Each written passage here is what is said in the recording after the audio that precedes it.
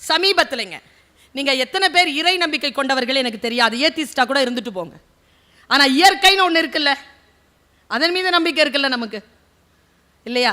அதன் மீது நம்பிக்கை இல்லாமல் இருக்க முடியாது. லா ஆஃப் அட்ராக்ஷன் ஒன்று இருக்குங்க. நான் சொல்கிறேன், நீங்கள் தேடி போங்க. இது இறை நம்பிக்கை சார்ந்தது அல்ல, இது பியூரா தொழில்நுட்பம் சார்ந்தது. நீ எதை தேடிக்கொண்டிருக்கிறாயோ அது உன்னை தேடுகிறது.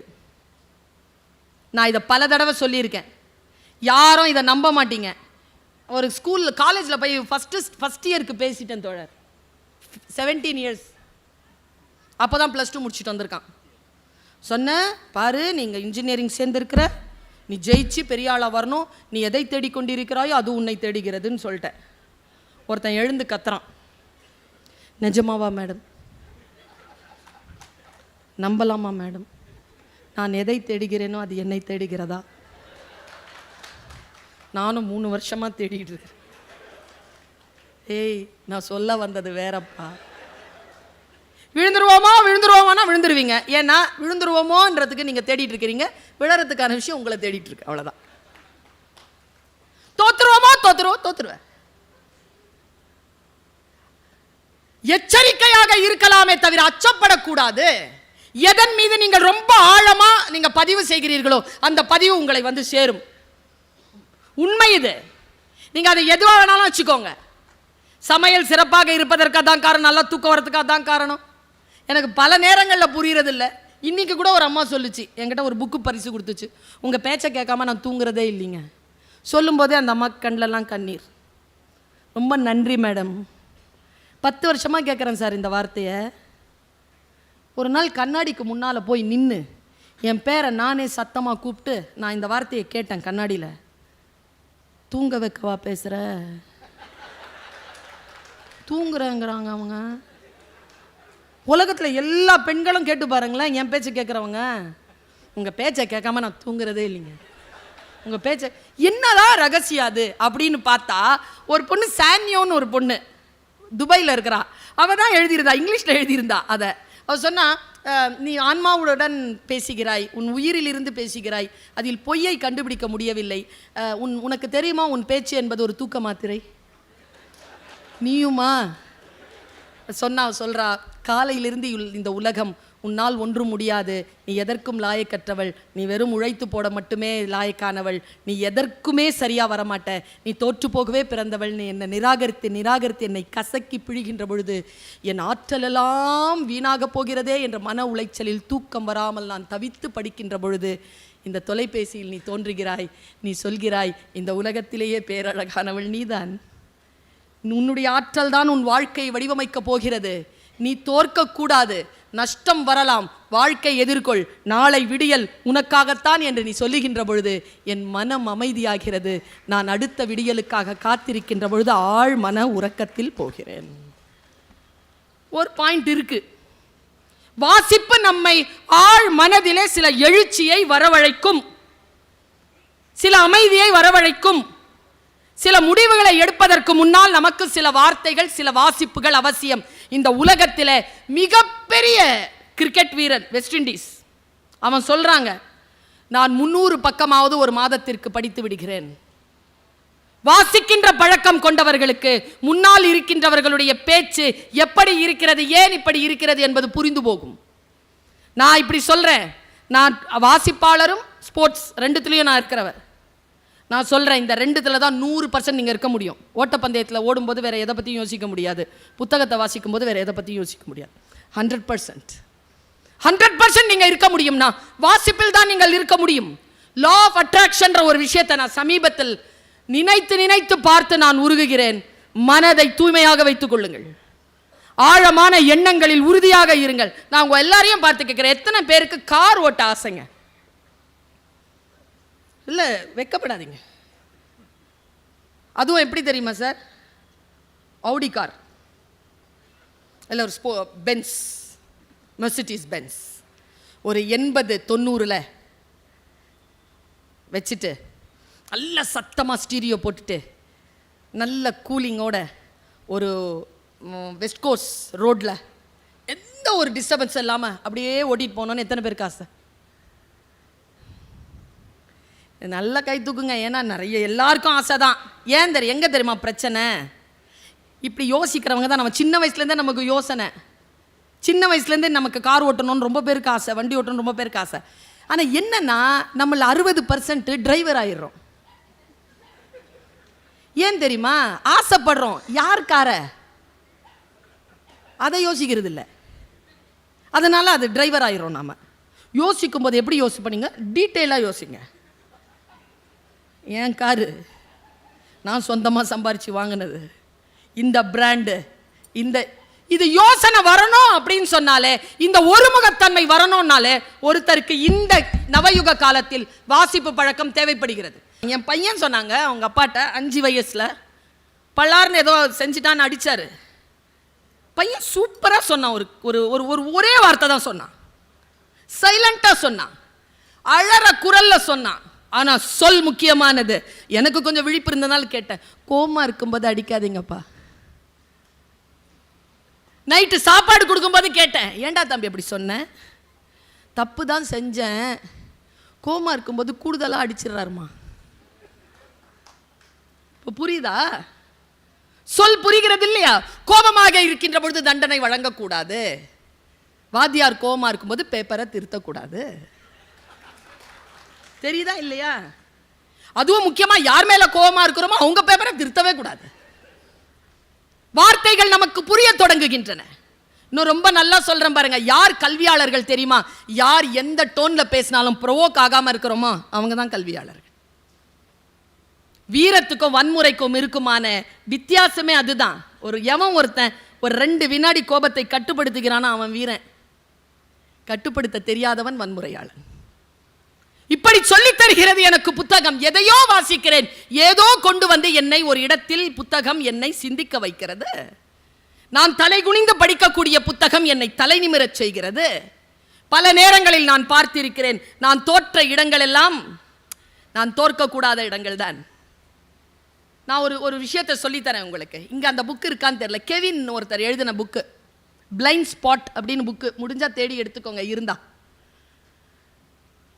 வாழ்க்கையில் ஒரு தவறு செய்துவிட்டு 33 மாதங்கள் சிறையில் இருந்த ஒருவன் எழுதிய புத்தகம் பிளைண்ட் ஸ்பாட்.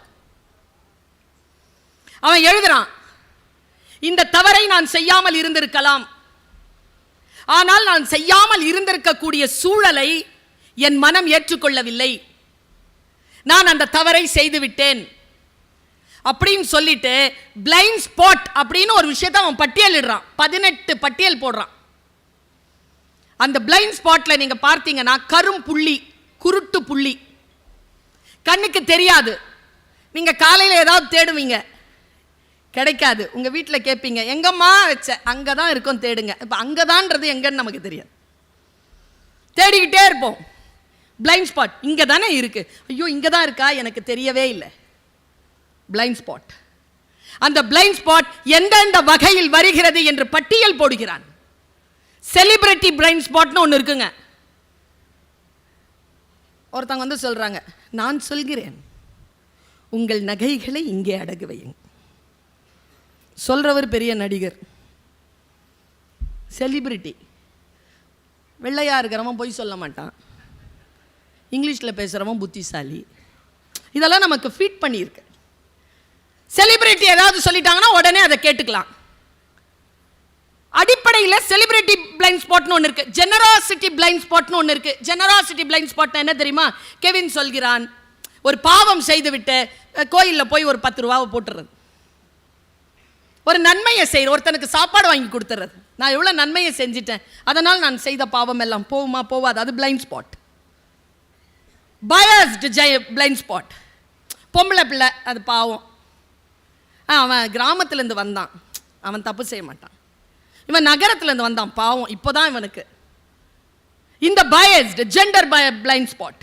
அவன் பட்டியல் போடுகிறான். நீங்கள் போட்டு பார்க்கின்ற பொழுது ஒரு நிர்வாக அதிகாரியாக இருக்கக்கூடியவர்கள், அது எந்த ஒரு குடும்பத்துக்கே நிர்வாக அதிகாரிகளாக இருந்து கொள்ளுங்கள், அல்லது ஒரு சாதாரண ஒரு கம்பெனிக்கு இருந்துக்கோங்க, அல்லது நீங்கள் இந்த மாவட்டத்துக்கு இருந்துக்கோங்க, யாருக்கு வேணாலும் இருந்துக்கோங்க, உங்களில் நீங்கள் தெளிய வேண்டிய விஷயங்களை புத்தகங்கள் உங்களுக்கு சொல்லித் தருகின்றன.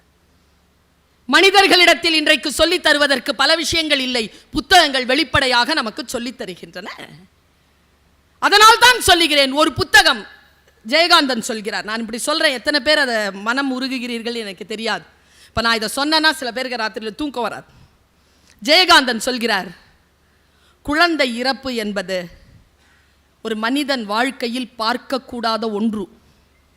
ஆனால் அது கூடுதலான வலியை எப்பொழுது தருகிறது என்றால் கதைகளில் குழந்தைகள் இறக்கின்ற பொழுது என்று எழுதுகிறார். கதைகளில் குழந்தை இறக்கிறது தாங்கவே முடியாதுங்க, படிக்கவே முடியாது நம்மளால. அப்போனா என்ன? காட்சியை விட புத்தகங்கள் நமக்குள் மிகப்பெரிய பாதிப்பை ஏற்படுத்துகின்றன. வாசிப்பு மிகப்பெரிய விஷயத்தை ஏற்படுத்துது. நான் ஏதோ ஒரு விஷயத்தை படிக்கிறேன், நான் கண் கலங்குகிறேன், படித்துக்கொண்டே கண் கலங்குகிறேன், என் புத்தகத்தினுடைய வாசிப்பு மறைகிறது. அது ஒரு கவிதை தாங்க, ஒரு சின்ன கவிதை படிக்கிறேன், எனக்கு முடியவே இல்லை. நான் நேராக வண்டி எடுத்துட்டு ஒரு கடைக்கு போகிறேன், 2 கப்பு வாங்குறேன், 2 கப்பு வாங்குறேன், 2ல் தேநீர் வைக்கிறேன், 2ல் தேநீர் வச்சுட்டு முன்னால் ஒரு கப்பை வச்சுட்டு இந்த பக்கம் உட்காந்துட்டு குடிக்கிறேன். இன்றிலிருந்து ஒரு 18 வருஷத்துக்கு முன்னால் சூழல் அப்படி இருந்தது. என்ன கவிதை அது? உலகத்திலேயே மிகவும் கொடுமையானது நமக்கு நாமே தயாரித்துக் கொள்ளும் ஒரு கோப்பை தேநீர். மனசை என்னமோ பண்ணிருச்சு, மனசை என்னமோ பண்ணிருச்சு. அப்பொழுது உட்கார்ந்து எழுதுகிறேன். ஒரு போதையா வாங்கி தொடர்கதைகள் படிச்சுட்டு இருந்தோம், அதில் தான் பொன்னியின் செல்வன் ஜெயிச்சுது. நான்லாம் 8ஆம் கிளாஸில் படித்து முடித்தேன் வெங்கடேஷன்ஜி, பொன்னியின் செல்வனை 8ஆம் கிளாஸ். எனக்கு வந்தியத்தேவன் மேல் தான் ஃபஸ்ட்டு க்ரஷ்ஷு. என்ன ஒரு ஹேண்ட்ஸம் ஃபெலோ, அந்த வயசில் எப்படி இருக்கும் அந்த வாசனை, அந்த வாசிப்பின் வாசனை. பா, நான் சத்தியமாக நம்பினேங்க, சத்தியமாக நம்பினேன். ஏன் புக்கு வாசிக்கணுன்ற சொல்கிறேன். 14 வயசில் நான் நம்பினேன். ஒருத்தன் வருவான், அவன் பேர் வந்தியத்தேவன். அவன் நேராக திப்பு தெருவுக்கு வருவான். மீசாப்பேட்டையில் இருக்குது திப்பு தெரு, 2வது மாடியில் என் குடியிருப்பு. பஞ்சகல்யாணி குதிரையை கூப்பிட்றதுக்காக ஒரு விசில் அடிப்பான். அந்த விசில் எனக்கு கேட்கும்.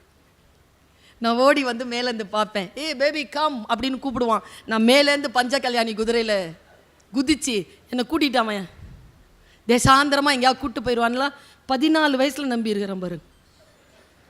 ஆனால் 30-35 வருஷம் கழித்து பொன்னியின் செல்வன் ஒரு படம் பார்த்தேன். நல்ல வேளை அவன் வரல. ஏங்க அவன் இல்லைங்க என் வந்தியத்தேவன், அவர் மணிரத்னம் வந்தியத்தேவன். தப்பு சொல்லலைண்ணா, அது கிடையாது என் காட்சி. குந்தவை த்ரிஷா கிடையாது, எனக்கு கிடையாது. மணிரத்னம்க்கு உண்டு, கோடானு கோடி மக்களுக்கும் உண்டு. அது நான் சொல்லுகின்ற கருத்து இல்லை. நான் சொல்ல வந்த கருத்து, என் குந்தவை இல்லை இவள், என் நந்தினி இல்லை அவள், எனக்கானவள் இல்லை. என் வாசிப்பு வேறு. நான் காவல் கோட்டத்தை தான் எடுத்தாங்க, ஓடி போய் தான் பார்த்தேன் அரவான் படத்தை. கோச்சிக்காதீங்க, வாசகிக்கு அந்த உரிமை உண்டு, கோவிக்கிறதுக்கு அவருக்கு உரிமை இருக்கான். பதாகைகளை ஒட்டி வைத்திருந்தார்கள். இன்றிலிருந்து ஒரு 5-6 ஆண்டுகளுக்கு முன்னால் அந்த பதாகையில் ஒரு எழுத்து, ஒரு வாசகம் என்னை கவர்ந்தது. பேசிக்கொண்டே இருக்கின்ற பொழுதுதான் அதை நான் வாசித்தேன். அதை உங்களுக்கு சொல்கிறேன். ஒரு மேனாட்டு அறிஞனுடைய வாக்கு மூலத்தை ஒரு 3 வரிகளில் அவர்கள் எழுதி மாட்டி இருந்தார்கள். அந்த மேனாட்டு அறிஞர் சொல்கிறான், புத்தகங்களை வாங்குகின்றவர்களை பார்த்து சொல்லுகிறான், நீங்கள் எந்த புத்தகத்தையும் காசு கொடுத்து வாங்க முடியாது. நான் யோசிச்சு பார்க்குறேன், நான் புக்ஸை காசு கொடுத்து தான் வாங்குவேன். இந்த மாதிரி மேடையில் பரிசு கொடுத்தால் ஒழிய, அது கூட புத்தக வெளியீட்டு விழா என்றால் அதற்குரிய காசை கொடுத்து விடுவது வழக்கம். காசு கொடுத்து புத்தகம் வாங்குவது என்பது நல்ல பழக்கம். கடனாக மட்டும் அதை யாருக்கும் கொடுத்து விடாதீர்கள். என் நண்பன் சொன்னான், என்னிடம் இருக்கும் புத்தகங்கள் அனைத்தும் அப்படி வாங்கப்பட்டவைதான். அந்த மேனாட்டு அறிஞர் சொல்கிறார், எந்த புத்தகத்தையும் நீ காசு கொடுத்து வாங்க முடியாது. நீ கொடுப்பதெல்லாம் அந்த புத்தகத்திற்கான அச்சுக்கூலியும் காகித விலையுமே தவிர எந்த புத்தகத்தையும் உன்னால் காசு கொடுத்து வாங்க முடியாது. வீட்டில் போய் நான் சொன்னதை யோசிச்சு பாரு. புத்தகத்தை வாங்குவது என்பது வெறும் அந்த பொருளைத்தான் வாங்குகிறோமே தவிர உள்ளே எழுதப்பட்ட அந்த சிந்தனைகளை காசு கொடுத்து வாங்கிவிட முடியுமா? நான் யோசித்து பார்க்கிறேன். திராவிட முன்னேற்ற கழகம் பொறுப்பெடுத்த நாள் முதல் இந்த 2 ஆண்டு காலமாக பார்க்கிறேன், தமிழ்நாடு முழுக்க இருக்கக்கூடிய மாவட்டங்களில் புத்தக திருவிழாவை மிக முனைப்போடு நடத்துவதற்காக ஆணையிட்டிருக்கிறது என்றால் என்ன அர்த்தம்? எந்த அரசாக இருந்தாலும் தான் எந்த அரசை அரசாட்சி செய்கிறோமோ, எந்த மக்களை அரசாட்சி செய்கிறோமோ அந்த மக்கள் புத்திசாலிகளாக இருக்க வேண்டும் என்று சொல்லக்கூடிய அரசு, அது எந்த அரசாக, எந்த கட்சி அரசாக இருந்தாலும் அது மக்கள் அரசாகத்தானே இருக்க முடியும். நமக்கான புத்தகங்களை இங்கே விரித்து வைத்திருக்கிறார்கள். புத்தகங்களை வாசிக்கின்ற பொழுது அது ஒரு கலைதான். புத்தகங்களை வாசிக்கிறதுங்கிறது ஒரு கலை. சமைக்கிறது எப்படி ஒரு கலையோ, பரிமாறுவது எப்படி ஒரு கலையோ, அப்படி புத்தகத்தை வாசிக்கிறது ஒரு கலை. எனக்கு தெரிஞ்சு எல்லாரும் காசு போட்டு புக்கு வாங்குவோமே தவிர வாங்குற புத்தகத்தை எல்லோரும் படித்து முடித்து விடுவதில்லை. நம்முடைய வீடுகளில் இருக்கக்கூடிய அறைகளில் இருக்கக்கூடிய புத்தகங்கள் அனைத்தையும் நான் வாசித்து விட்டேன் என்று சொல்லக்கூடியவர்கள் இங்கே யாரும் இருக்க மாட்டார்கள் என்பது என் துணிவு. நான் என்னுடைய 70 ஆண்டுகள் கழித்து ஒருவேளை நான் உயிரோடு இருக்கக்கூடிய வாய்ப்பு இயற்கை எனக்கு தருமேயானால் இந்த கண்கள் மட்டும் பத்திரமாக இருக்க வேண்டும் என்று நான் இயற்கையை வேண்டுவேன். ஏனென்றால் படித்து முடிப்பதற்கு அத்தனை புத்தகங்கள் காத்திருக்கின்றன. யோசித்து பார்த்தால் புத்தகங்கள் என்ன செய்துவிடும்? புத்தகங்களை ஏன் வாசிக்க வேண்டும்? வாசிக்கின்ற பழக்கம் குறைந்து வருகிறது என்று ஒரு கணக்கீடு சொல்கிறது. புத்தக விற்பனை அதிகமாகிறது, புத்தகம் வாசிப்பது குறைகிறது. இது என்ன முரண்பாடு?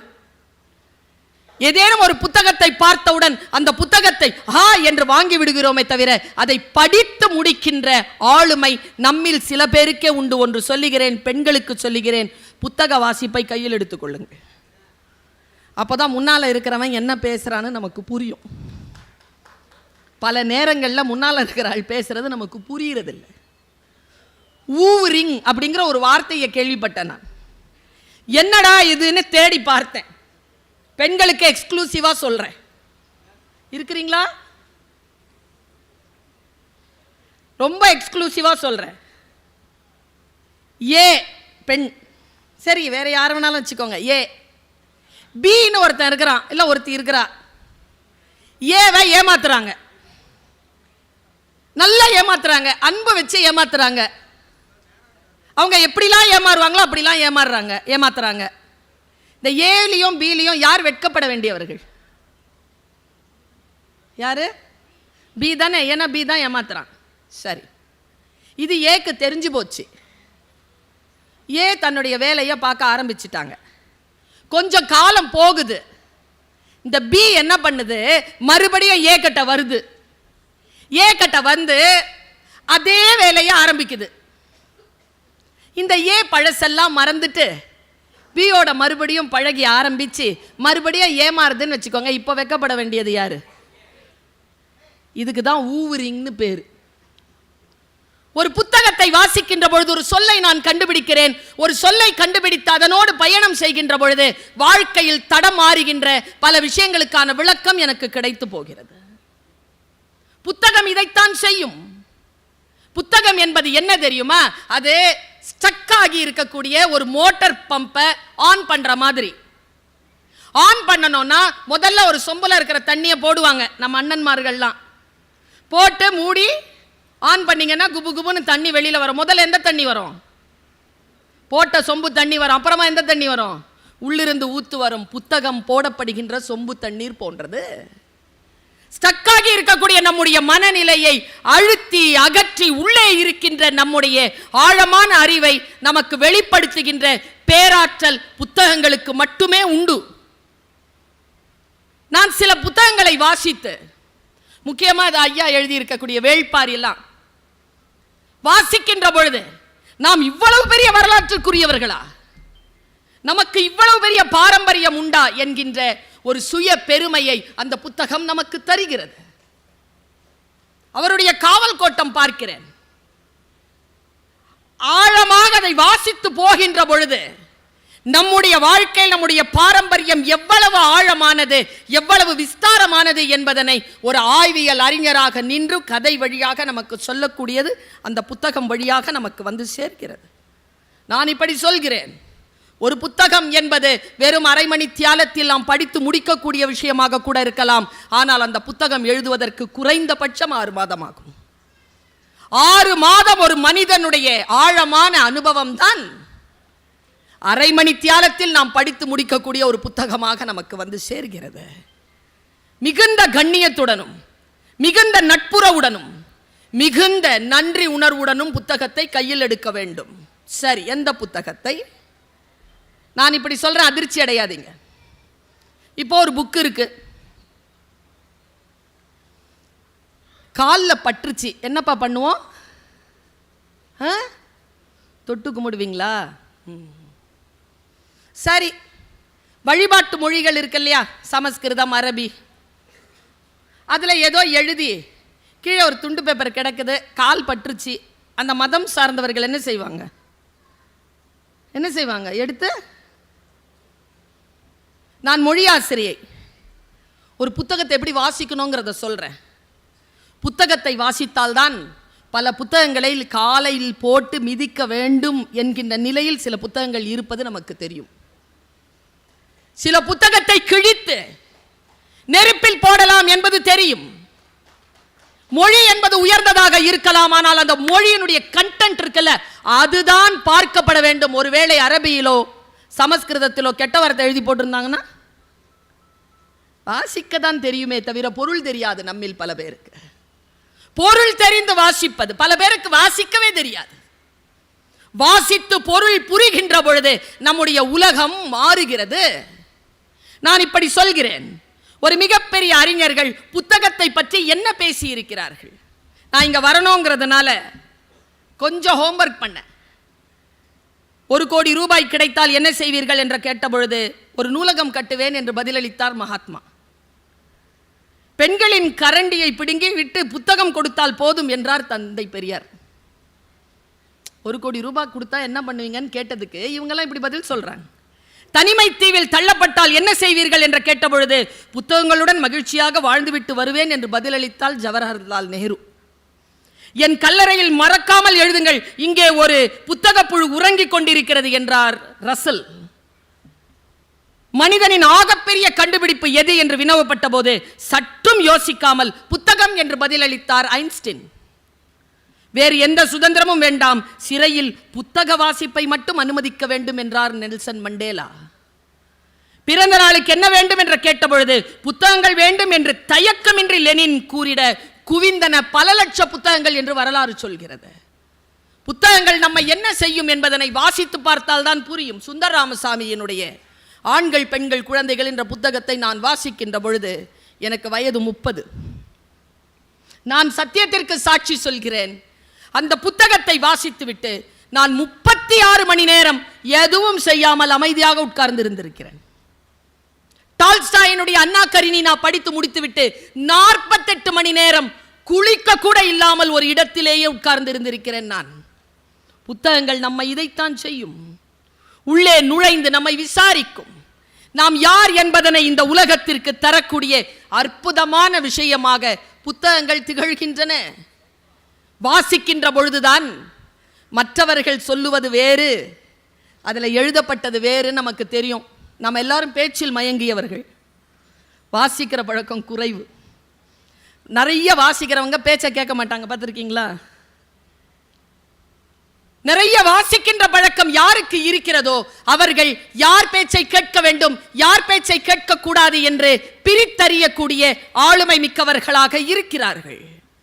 நான் இப்படி சொல்கிறேன், ஆர்ப்பாட்டமாக பேசக்கூடியவர்கள், நகைச்சுவையாக பேசக்கூடியவர்கள் மீது நமக்கு நிறைய அபிப்பிராயங்கள் உண்டு, அவர்கள் மீது பேரன்பு உண்டு. நான் இன்றைக்கு ஒரு பேச்சாளராக உங்களுக்கு ஒரு ரகசியத்தை சொல்லிவிட்டு போகிறேன். ஆர்ப்பாட்டமாக பேசுகின்றவர்களை விட ஆர்ப்பாட்டமே இல்லாமல் அமைதியாக பேசுகின்றவர்களுடைய பேச்சை உன்னிப்பாக கேட்கக்கூடிய பழக்கத்தை ஏற்படுத்திக் கொள்ளுங்கள். அது இதைவிட பலனடிக்கக்கூடியதாக இருக்கும்.